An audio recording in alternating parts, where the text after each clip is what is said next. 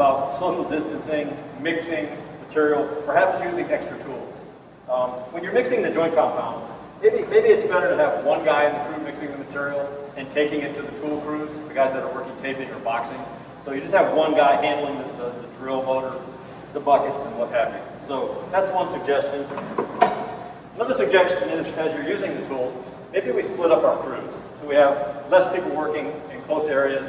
So maybe instead of having one crew taping, have two crews, multiple tools, multiple pumps. Just a suggestion. When we're done with the tools, we definitely want to wipe them down.